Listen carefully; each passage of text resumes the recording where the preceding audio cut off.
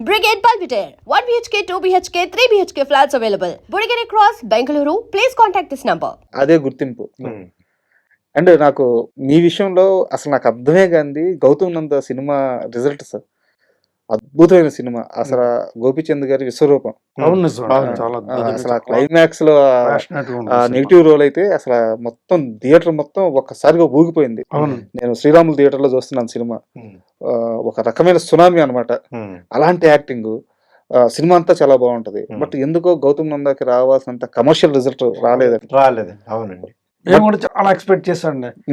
Definite ఇది 100% hit movie అనుకున్నాం. అంటే మేము నమ్మిన స్థాయికి కానీ లేదా మేము ఎక్స్పెక్ట్ చేసిన ఆ రీతికి రాలా. సినిమా బాగుంటుంది, అజయ్ కంటెంట్ గా సినిమా సూపర్ మూవీ. ఈ రోజుకి దాని మీద రిమార్క్ లేదు.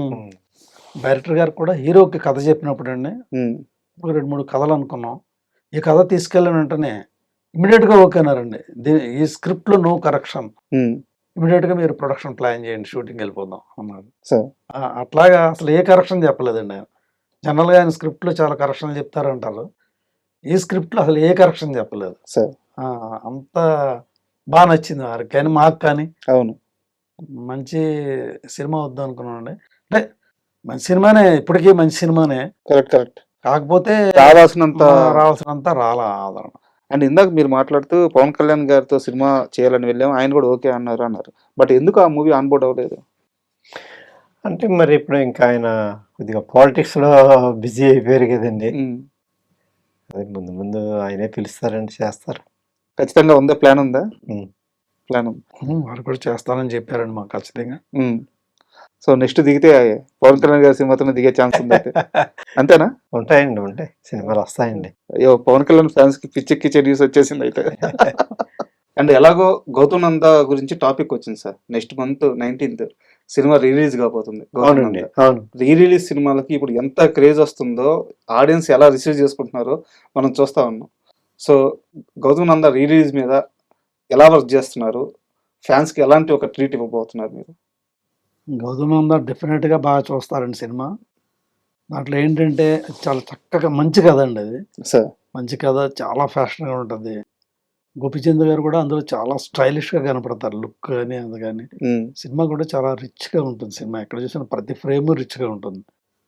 దాన్ని చాలా ప్రేమించి తీసాం మేము. అది డెఫినెట్ గా మళ్ళీ బాగా చూస్తారనే ఉద్దేశంతో ఈ సినిమా రిలీజ్ కి మేము ప్లాన్ చేసామండి. ఈరోజు ప్రమోషన్ రావడానికి కానీ, అలాగే డైరెక్టర్ గారు కూడా ప్రమోషన్ వస్తా అంటున్నారు. సంపత్ రాజు గారు కూడా అసలు ఆ సినిమా విషయంలో చాలా కష్టపడి చేసాడండి సినిమా. ఆయన ఒక ఇంటర్వ్యూలో చేసాడండి సినిమా. నాకు గౌతమ్ నంద నా కెరీర్ బెస్ట్ మూవీ, ఎందుకో ఆ సినిమాకి రావాల్సినంత రీచ్ రాలేదు కానీ నాకు చాలా ఇష్టం ఆ సినిమా అని చెప్పారు. మీరు నిజంగా చాలా మంచి టైంలో చాలా మంచి సినిమా రిలీజ్ చేస్తున్నారు. దాంట్లో ఒక డైలాగ్ ఉంటుంది సార్, ఈ మధ్య రీల్స్ లో బాగా ఫేమస్ అయింది. ఎక్కడున్నారా హైదరాబాద్ లో, పేరుగా ఉన్నాం హైదరాబాద్ లో, ఇది హైదరాబాద్ కాదు. అంటే ఆ క్యారెక్టర్ లైఫ్ లో ఏం చూసుండదు. ఒక స్టార్ హోటల్ గానీ, ఒక లగ్జరీ ఫుడ్ గానీ ఏది చూసుండదు అనమాట ఆ క్యారెక్టర్. గోపిచంద్ గారి క్యారెక్టర్. మనం హైదరాబాద్ లో లేవరా, బస్తీలో ఉన్నాము.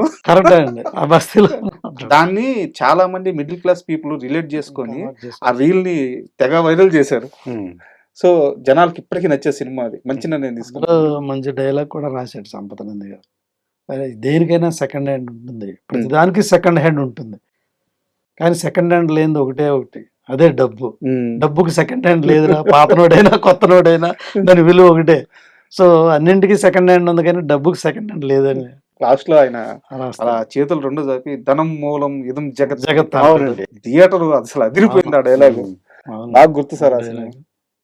అందులో ఇంకొక డైలాగ్ చెప్పారండి ఆయన, అంటే పేదవాడుగా పుట్టడం నీ తప్పు కాదురా, కానీ పేదవాడుగా చనిపోవడం మటుకు అది నీ తప్పే, మన తప్పే అవుతుంది అని. అదే ఏదో ఇన్స్పిరేషన్ తో రాశారనుకోండి, కానీ అది మంచి డైలాగ్. అవును, వండర్ఫుల్ డైలాగ్ అది. సో మంచి సినిమా అయిపోతున్నారు. రిచ్ గా చేసాం, బ్యాంకాక్, దుబాయ్ ఎక్కువ రోజులు చేసాం సార్. ఆ రోజుల్లో ఎంత సార్ బడ్జెట్ అది? గౌతమ్ నంద 32 crores అయిందండి సార్ ఆ రోజుల్లో. Just break even. అది కూడా అనుకున్న దానికన్నా బడ్జెట్ ఎక్కువ. రిస్క్ అండి. బడ్జెట్ మేము Release అనుకున్న దానికి చేశారు. ఎక్కువైందండి. ఎక్కువైంది. ఉమ్. బట్ పేపర్ మీద అనుకున్నది ఒకటే కానీ పెరిగింది బాగా. అప్పుడు ఏదైతే ఫుల్ఫిల్ అవ్వలేదో ఉమ్. ఈ రీ రిలీజ్లు అయిపోద్ది. అయిపోతుంది. ఖచ్చితంగా చూస్తారు జనాలు.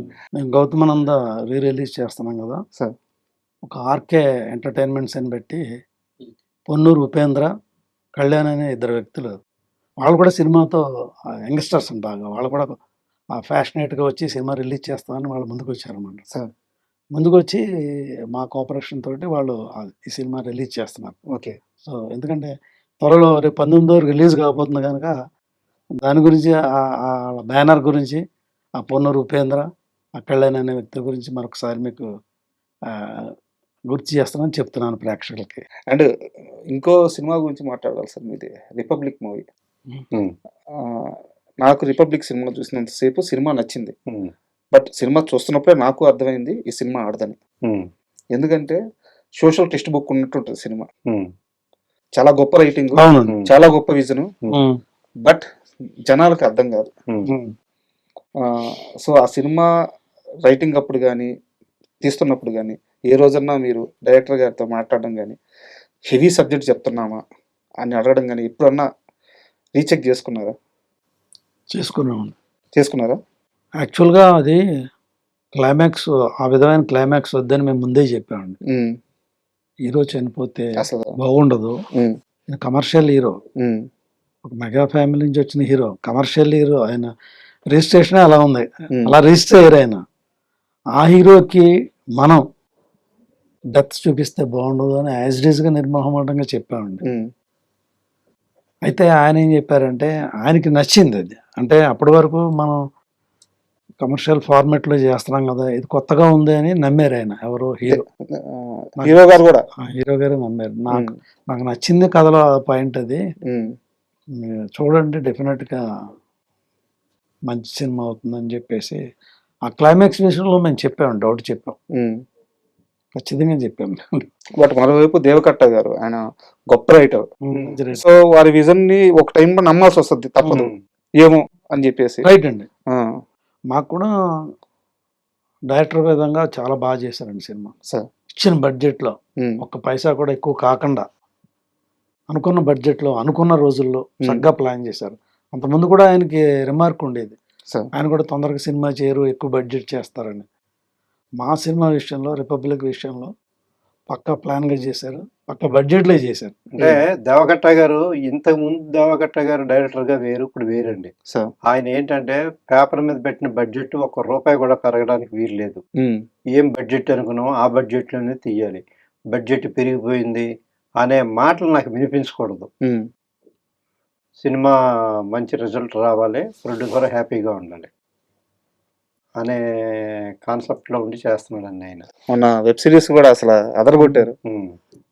షూటింగ్ స్టార్ట్ అవ్వడానికి కావాల్సిన పేపర్ వర్క్ ఎక్కువ చేద్దాం, ఎన్ని పేపర్లు వేస్ట్ అయినా పర్లేదు కానీ డబ్బులు వేస్ట్ కాకూడదు అనేది పేపర్ వర్క్ బాగా చేశారు.